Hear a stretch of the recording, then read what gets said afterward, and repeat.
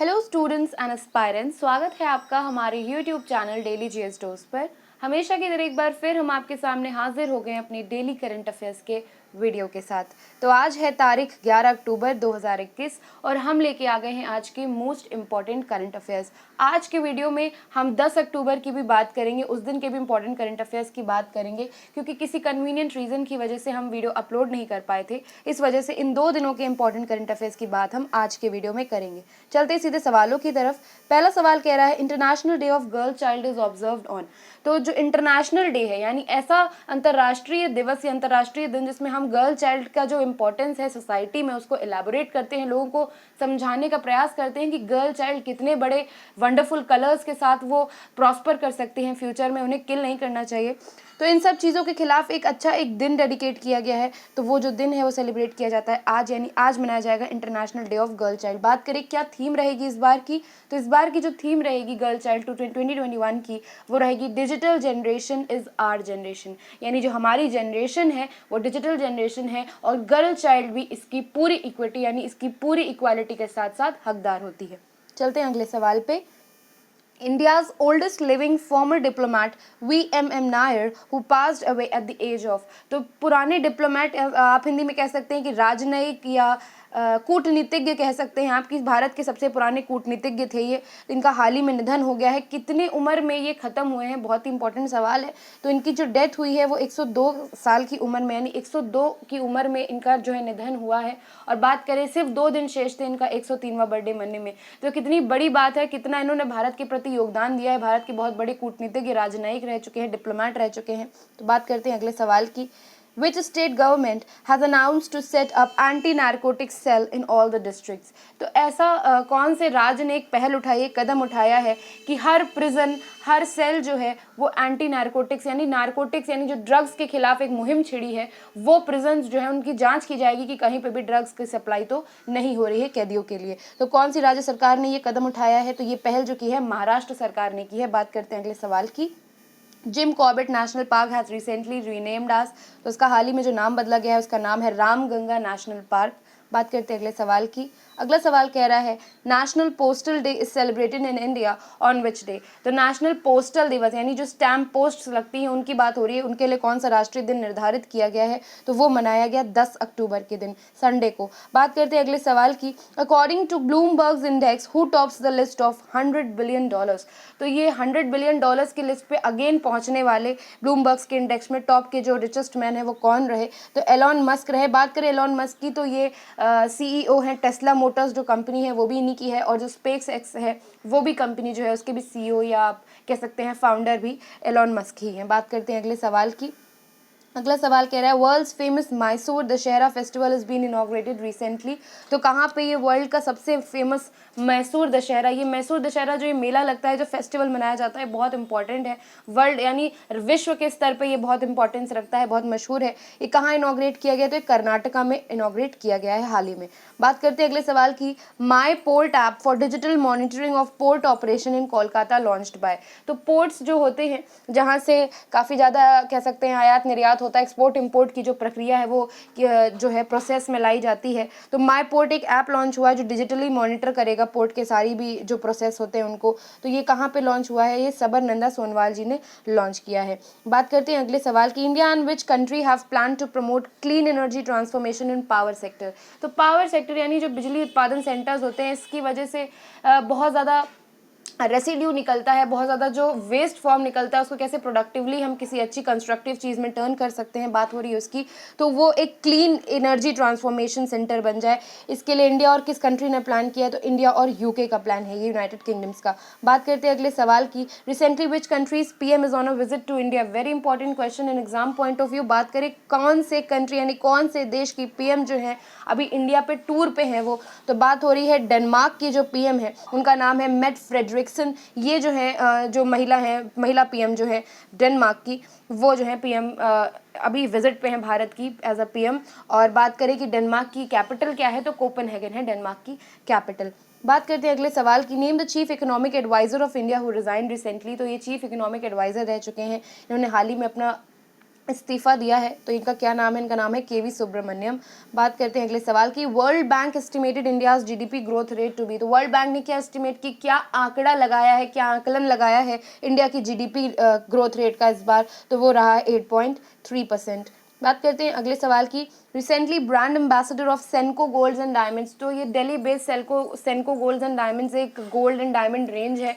ये एक पूरा इनके लगभग 113 से 118 सेंटर्स हैं पूरे इंडिया भर में, and they are very famous as selling very rich quality of golds and diamonds. पूरी रेंज है इनकी। इन्होंने हाल ही में किसे ब्रांड एम्बेसडर चुना है? तो कियारा एडवाणी जो है वो चुनी गई हैं brand ambassador of Senco golds and diamonds.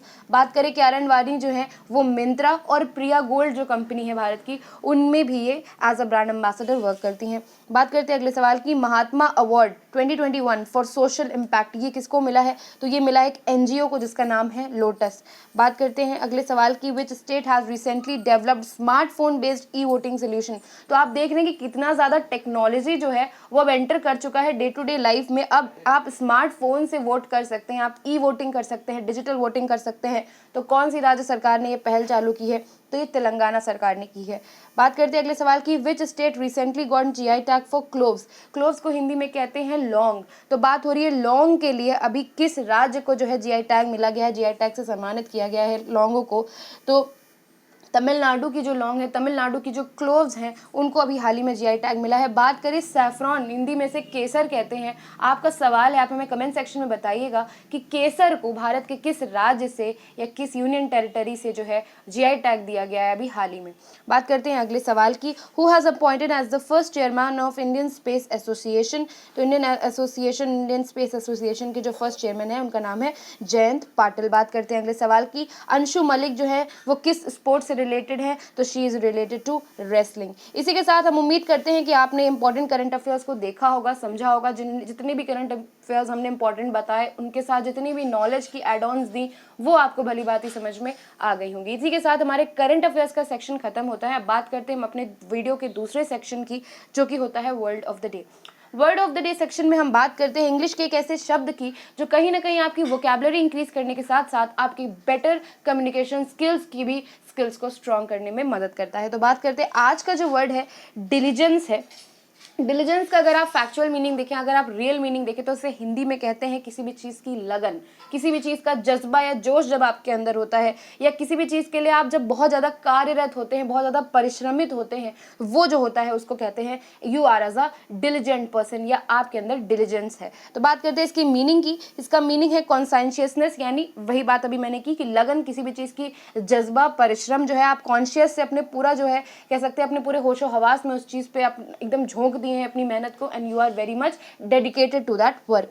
बात करें पर्यायवाची की, तो एसिडिटी और रिगर यानी परिश्रम और जो जज्बा, वो होते हैं इसके पर्यायवाची। बात करें एंटोनिम्स की, यानी अगर बात करें कि इसका विलोम क्या है, तो इसका विलोम है लेजीनेस। लेजीनेस को हिंदी में कहते हैं आलस, यानी अगर आप आलसी हैं, अगर आप किसी चीज़ को लेके जज्बा, मतलब आपके अंदर जज्बा नहीं है, जोश नहीं है उस चीज़ को लेके, कि अगर आपके अंदर कर गुजरने की भावना नहीं है उस चीज़ को लेके, तो आप उसके विपरीत वर्क कर रहे हैं, यानी आप लेजीनेस के अंदर आ रहे हैं। अगर आपके अंदर उस चीज़ को कर गुजरने की भावना है, तो वो आप एक एज अ डिलीजेंट वर्कर माने जाएंगे। करते हैं एग्जाम्पल की बात, यानी कि डिलीजेंस शब्द को हम कैसे एग्जाम्पल फॉर्म में, एक सेंटेंस के फॉर्म में यूज़ कर सकते हैं, वो देखेंगे हम। बात करते हैं एग्जाम्पल की। Few party members challenge his diligence as an MP. तो उनके जो कुछ पार्टी मेंबर्स थे, कुछ पॉलिटिकल पार्टी की बात हो रही है, उनके जो कुछ मेंबर्स थे, उन्होंने एज एन एमपी अपने डिलीजेंट वर्कर को जो है अपॉइंट किया, एंड दे एक्सपेक्टेड कि वो पूरे जज्बे के साथ काम करेगा एज एन एमपी। तो इसी की तरह हमने देखा कि कैसे डिलीजेंट वर्ड का क्या मीनिंग होता है, क्या पर्यायवाची, क्या विलोम, और उसको कैसे हम सेंटेंस के फॉर्म में यूज कर सकते हैं। मैं उम्मीद करती हूँ कि आपको इस वर्ड का मीनिंग समझ में आया होगा और उसको आप आगे अपने भी कम्युनिकेशन स्किल्स में इस्तेमाल करेंगे। इसी के साथ चलते हैं वीडियो के आखिरी सेक्शन में, हमारे होमवर्क के सेक्शन में। हमेशा की तरह हम एक सवाल लेके आते हैं अपने होमवर्क के सेक्शन में, जिसमें हम बात करते हैं एक इंपॉर्टेंट सवाल की जो पुराने पेपर्स में आ चुका होता है और जिसकी आगे आने वाले पेपर्स में बहुत संभावना होती है आने की। इससे पहले का जो होमवर्क का सेक्शन था, यानी हमने 9 तारीख का जो डेली करंट अफेयर्स का वीडियो बनाया था उसमें हमने बात करी थी एक होमवर्क की क्वेश्चन में, जिसमें क्वेश्चन पूछ रहा था कि central leprosy institute is situated where, यानी भारत में जो सेंट्रल लेप्रोसी इंस्टीट्यूट है, जो कुष्ठ रोग का नेशनल इंस्टीट्यूट है, वो कहाँ पे सिचुएटेड है। ऑप्शंस में न्यू दिल्ली था, नोएडा था, गुवाहाटी था और आगरा था। तो जो बात हो रही है इसका जो सही जवाब है वो है नेशनल, जो हमारा सेंट्रल लेप्रोसी इंस्टीट्यूट है that is situated in Agra Uttar Pradesh, यानी आगरा जो है उत्तर प्रदेश में जो स्थित है वहाँ पर सेंट्रल लेप्रोसी इंस्टीट्यूट का लोकेशन देखा जाता है। इस तरह से हमने होमवर्क का सोल्यूशन किया 9 अक्टूबर के डेली करंट अफेयर्स के होमवर्क के वीडियो का।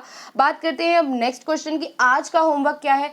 इस क्वेश्चन का जवाब आप हमें कमेंट सेक्शन में दीजिएगा और आपके सही जवाब को हम पिन करेंगे। बात करते हैं आज का क्वेश्चन कह रहा है Dudhwa national park is located in, तो दुधवा नेशनल पार्क जो है भारत का very important national park counted as such, तो ये कहाँ इसका लोकेशन है, कहाँ देखा जाता है। ऑप्शंस है मध्य प्रदेश, तमिलनाडु, कर्नाटक या उत्तर प्रदेश। तो इन 4 ऑप्शंस में दुधवा नेशनल पार्क का लोकेशन कहाँ है ये आप हमें कमेंट सेक्शन में ज़रूर बताइएगा। आपके सही जवाब के कमेंट को हम पिन करेंगे और उम्मीद करेंगे कि सारे ही लोग कल के करंट अफेयर्स यानी कल के डेली करंट अफेयर्स की वीडियो में ज़रूर हाजिर रहें, ज़रूर प्रेजेंट रहें इस क्वेश्चन का जवाब लेने के लिए और बाकी डेली करंट अफेयर्स के साथ अपडेटेड होने के लिए। इसी के साथ चलते हैं, मिलते हैं, विदा लेते हैं आपसे, अगले वीडियो में मुलाकात होगी। तब तक के लिए बूस्ट योर प्रिपरेशन। जय हिंद, जय Bharat. Thank you for watching our videos and subscribe to our channel daily GS dose. Thank you.